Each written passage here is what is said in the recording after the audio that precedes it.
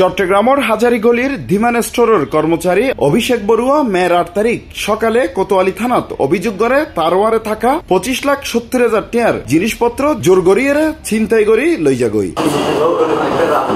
জানা গিয়ে কোতোয়ালি থানার হাজারীগল্লির আইবুর ফতত কোতোয়ালির রেলওয়ে পাবলিক হাই স্কুলের বিপরীত পাশে কুলিয়ারসর সিএনজি স্টেশনের সামনে আইলে হয় একজন অপরিচিত লোক অভিষেক বড়ুয়ার হাতে থাকা ২০০ গ্রাম ওজনের ৪ গ্রাম স্বর্ণর চুরি, যার অনুমান মূল্য ২৫ লাখ টাকা, আর ২ মোবাইল সেট যার অনুমান মূল্য ২০,০০০ টাকা এইসব জিনিসপত্র জোর গড়িয়ে ছিনতাই করি লইজা গই।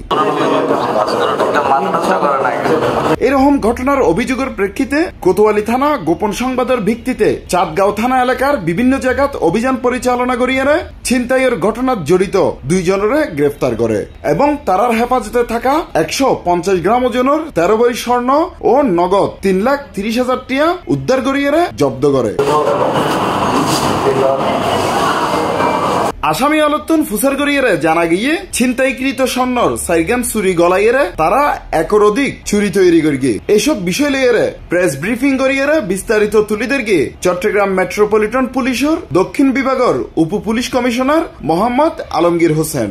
আসলে গত ৮ মের ঘটনা সকাল ১০টার দিকে এখানে কুলিয়ারচর যে পেট্রোল পাম্প আছে কোতোয়ালি থানাধীন, এখানে ঘটনাটা ঘটে এবং সেখানে জনৈক অভিষেক বড়ুয়া, তিনি স্বর্ণ ব্যবসায়ী, তার কাছ থেকে গতিরোধ করে এখান থেকে আমরা যে ধৃত আসামি মোহাম্মদ আরমান সহ আরও কয়েকজন মিলে এটা তারা ছিনতাই করে। এখানে ২০০ গ্রাম স্বর্ণ ছিল এবং 2টা মোবাইল ছিল। পরবর্তীতে তাদেরকে আমরা গ্রেপ্তার করতে সমর্থ হই এবং ১৫০ গ্রাম স্বর্ণ সহ ৩,৩০,০০০ টাকা আমরা উদ্ধার করতে সমর্থ হই।